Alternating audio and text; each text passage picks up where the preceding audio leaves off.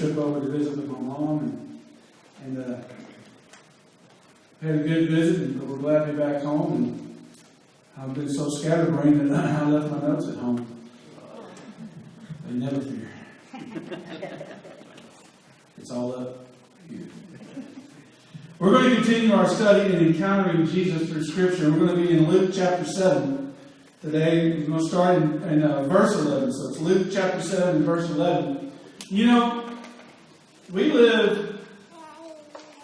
not promised a life of ease and comfort, are we? Life kind of tends to throw curveballs at us, doesn't it? Yeah. Life kind of tends to hit us sometimes right between the eyes, doesn't it, from time to time? Through sickness or, financial lack of, from time to time. Those kinds of things can hit us from time to time. And there's something that's very important that we need to understand, especially when our loved ones pass on, and when diseases hit us and ravage our bodies, and when it also hits somebody that we care and love about. That when we hurt, and when we're in pain and in tears, our Lord is right there with us, and that He hurts right along with us. You know, because sometimes we want to scream out, "Are you there? Do you care?" And He does, because that also means we also sing a song about that. You know, and the chorus goes, "Oh yes, He cares. I know He cares." Remember? And those songs are very powerful. Well, in this story is a very interesting story that there is a lot going on in this story. Now, this is something that I've pointed out from time and time again.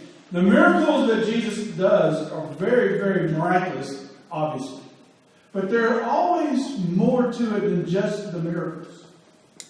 There's always some deep things that are going on. And if we just look at the miracle, that's okay. But there's more to the story that comes along with this miracle and with His miracles. So let's look at the text this morning. In Luke chapter 7, starting in verse 11. Soon afterward, He went to a town called Metheny, and His disciples and a great crowd went with Him. As He drew near to the gate of the town, behold, a man who had died was being carried out, the only son of his mother, and she was a widow. And a considerable crowd from the town was with her. And when the Lord saw her, He had compassion on her, and said to her, "Do not weep." Then He came up and touched the bier, and the bearer stood still.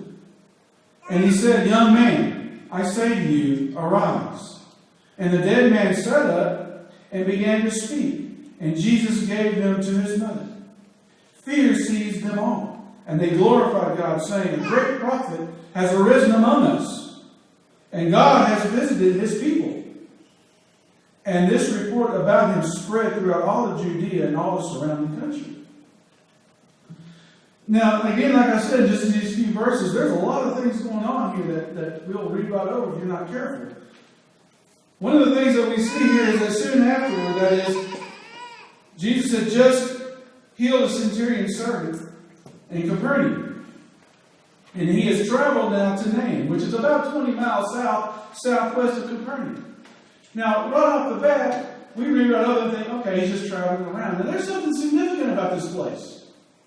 And we're going to get to that in just a second. It's 20 miles southwest of Capernaum, and He's traveled there. And as He goes, He has a great crowd with Him, His disciples are with Him. So there's this great big sea of people traveling with Jesus going all over the place. And I wonder if some of those people are going, what is He going to do next? We've seen all these wonderful things, and I wonder what He's going to teach on next. I wonder what adventure awaits us next. We've got to travel with Jesus. So you see this crowd traveling with Jesus because they want to be with Jesus, right? And that's something that we want to be, right? We want to be with Jesus. Is that the loudest amen I can get? There's going to be a day when we want to be with Jesus forever. Amen. Thank you. And it says that He goes to the town gate. That's a cultural thing. You come in, you go to the town gate and enters into the city. And what does he find there? He finds that a young man has passed away. And he's being carried out. He says he's being carried out in a bier. Now what that means is, we think of a coffin. This is not a coffin. This is kind of like a wicker basket, long enough for somebody to lay in. And there was a great crowd of people with them. So either he was very well known, or his family was very well known. But sometimes in the Jewish culture, they would also pay for mourners. So we don't know, in the text, we don't know. There's a great crowd that's following this widow and her son. And when Jesus approaches the city, he sees this funeral procession coming. And he walks up to it. And here's what it says. And when the Lord saw her, he had compassion on her. And he tells her, do not weep. There's no, oh, poor guy. What did he die of? That's not what Jesus is doing. Jesus sees the woman who's the mother in pain. And the text says he has compassion on her. Now what we need to understand is, this is the most powerful word in the Greek where it talks about having compassion. He's moved deep because of the pain of this woman. And the reason he's moved deep with the pain of this woman is, first of all, we find out that she's a widow. Now, in the Jewish culture, when a woman's husband passes away, she is considered destitute.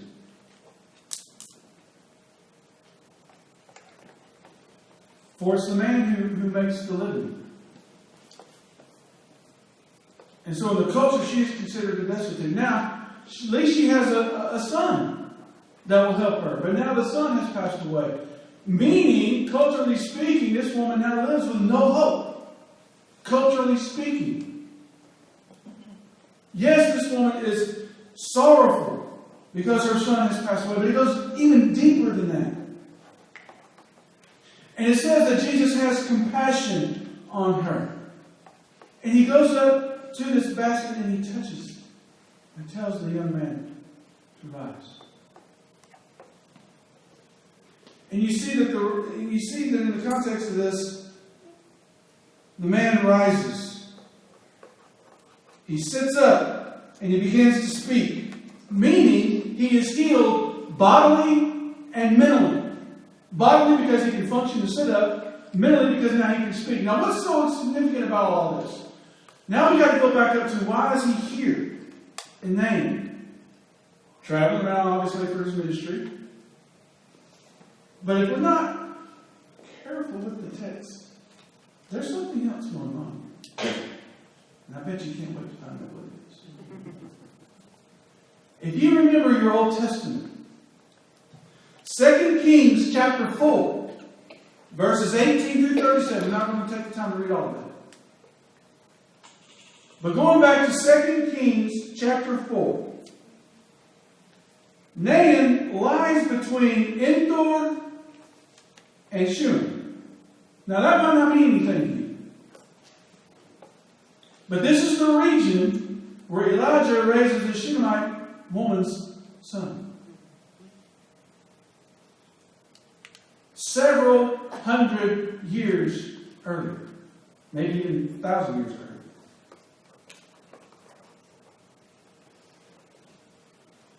Now, to me, that's pretty neat that this has happened. Because if you go back to that story, Elijah comes to this woman, and this woman asks the man of God. She's barren and she has no son. And he tells her, this time next year, you'll have a son. And she has a son. And this son grows up, or is growing. And then something happens, he gets sick, and he dies. And she goes and finds this man of God. And she's confused and she's hurt. Saying, you blessed me with this, now it's taken away. And so the man of God, that is Elijah, goes back. And he goes back to his boy. who's died and raises him. And this is in the same region. You see, Jesus doesn't just do things haphazardly. There's a whole lot of context going on here. Remember, he said, I didn't come to abolish the law, but I came to fulfill it. And now this has come full circle several hundred years, maybe 1,000 years later. The same thing has happened in this region. You got to wonder, when this happened, that these people thought back to that story that they've been told since they were little kids, about how Elijah, the man of God, comes and heals a Shunammite woman's son, raises him from the dead. You got to wonder if they made that connection. Because I can promise you, as a Jew, they understood and read these stories.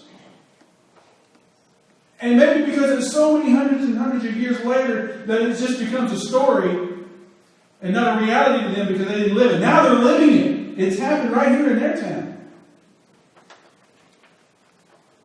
And it's the power of Jesus Christ who does this. And so this young man rises. And when the young man rises,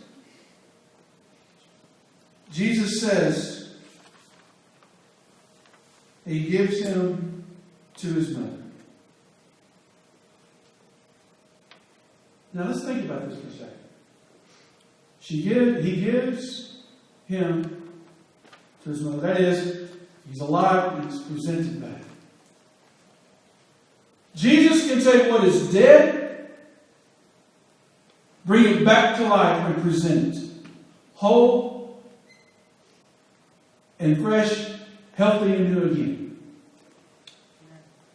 And he can do that for you, and he can do that for me. And he did it on the cross. This is what Jesus is saying. I did this literally here, physically. But I will do this for everyone spiritually. For anyone who is spiritually sick and spiritually dying, you come to me. And you lay your burdens down at my feet. And I will make you well. But you have to surrender to me. And when you surrender to me, I will make you whole. I will fill you with the things that need to be filled that come from God the Father only. The perfecter of all things.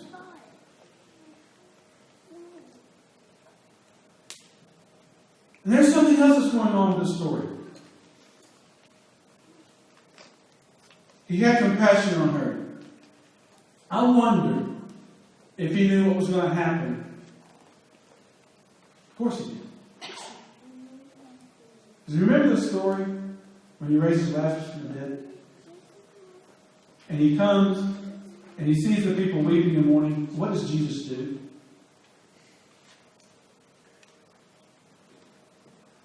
He wept with the people because they were hurting. Even though he knew he was about to call Lazarus from the grave. Even though he knew he was about to say, Lazarus, come forth, and here comes Lazarus. And in the context of that story, he says, roll back the stone. And he said, it's been 4 days, there's going to be a stench. And he says, Lazarus, come forth. And Lazarus comes forth. And then he says something most profound. Unbind him and let him go. Now let's think about that for a second. We're bound in death robes as far as Lazarus. Now, you're wrapped up. He didn't just kind of walk out. He kind of had to hop out. He couldn't take a step. It's kind of comical when you think about it. You know, he's wrapped up and he's like, come forward. He's like, I can't walk, Jesus. I just kind of hop. So here he comes. But that's what sin does in our lives. When we look at this physically, he's physically raised Lazarus from the dead. But spiritually speaking, with the people in our lives, and even with us sometimes, we get so entangled with sin that we're wrapped up. And when we come to Jesus and we lay it at his feet, he unbinds us from the sins of our lives and he says, go. He lets us loose for a purpose. And that is to tell the story of what Jesus has done in our lives. Well, this ain't loud today. And he tells us to go and make disciples of all nations. So we see that in this context that Jesus has compassion, and He weeps with those who are mourning. And then also, you also see some more foreshadowing here. Because He says, when the dead man sat up and began to speak, Jesus says, He gives him to his mother. What does Jesus do on the cross? One of the things Jesus does on the cross is He looks down at the disciple whom He loves, and He says, behold your mother. And He looks at His mother and He says, behold your son. In other words, I'm giving you to her. You take care of her.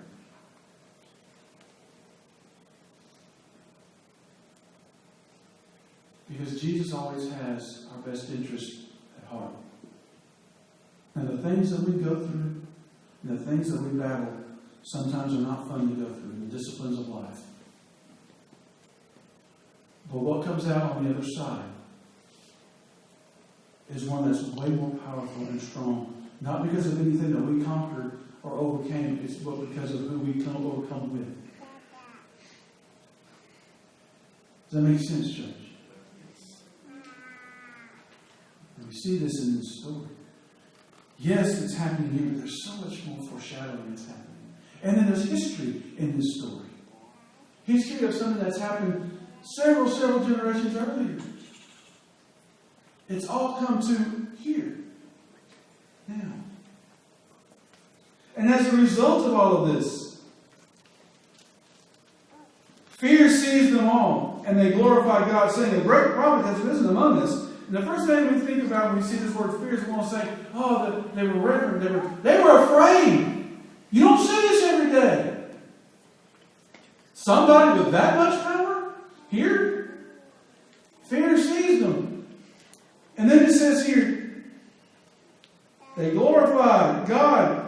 And they said, a great prophet has arisen among us. There's an excitement here. There's fear and there's excitement. And there's acknowledgement that God is here. God has visited His people. Church, when we bring somebody to Jesus Christ, that's the exact same thing that happens. Is it not? The exact same thing that happened. God has visited His people. And the report about Him spread throughout the whole of Judea and all the surrounding country. You can't keep this quiet. Something of this magnitude and amazement, you can't keep quiet. So my question is, why are we as a body of believers, not just here, but throughout the nations, throughout the world? Why aren't our voices shouting out of the things that Jesus has done through Scripture and in Scripture and in our lives? If you want the good news to spread, how does it spread? We've got to be speaking up and speaking out and living our lives according to the way Jesus would have us to live. What are some things we gain from this story? No matter how dead you are or feel, bring Him to Christ and lay at His feet. There are people out there dying every day, spiritually speaking. And we have the cure. We need to tell them about Jesus. The spiritual death that's coming to these people can be avoided if we open up and share the word of Jesus Christ to them in their lives.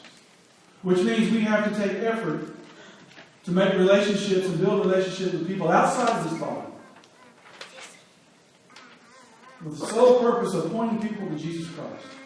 Jesus Christ commanded us to go into all the world and preach the gospel, making disciples of all nations.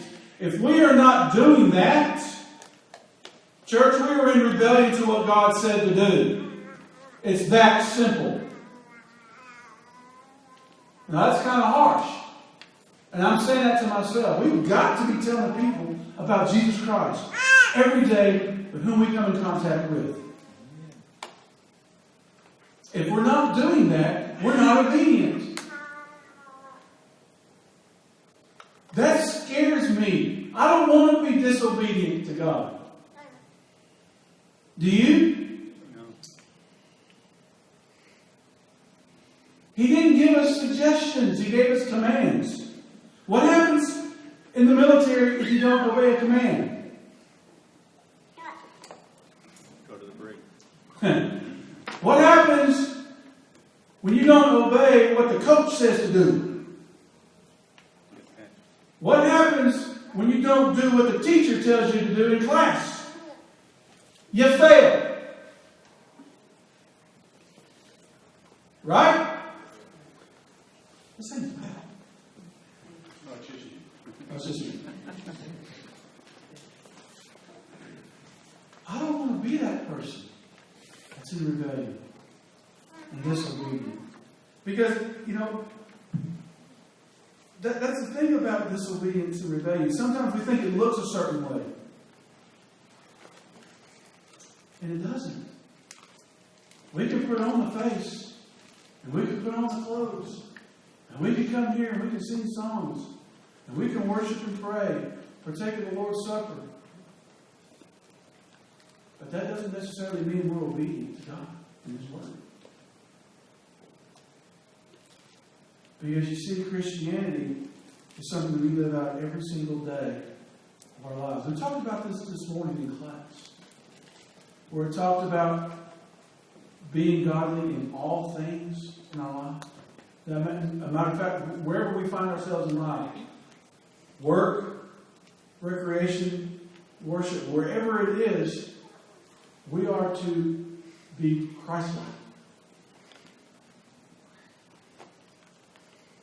Because there are people out there that need to hear the Word of God. And we are the feet to take it to. Because they're wrapped up in sin and their death clothes.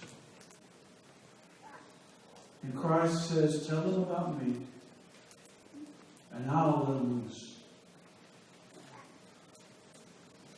I'm the one that can unbind them.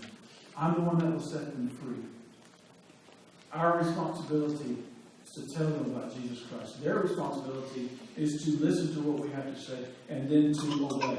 If they don't, that's on them.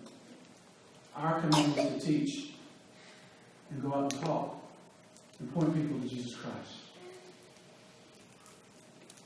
And we do that by building relationships.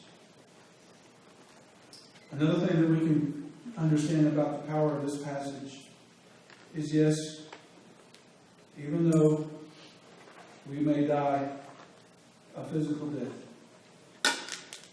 we'll be raised in the spiritual mood if we die in Christ. Another important thing about this passage is we're going to mess up and fall short from time to time.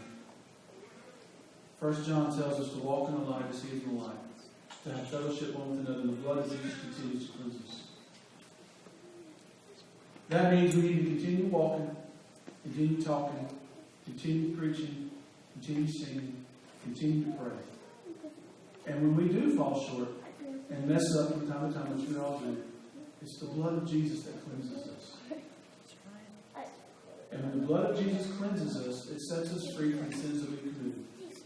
And it lets us loose to go continue to do what Jesus has commanded us to do.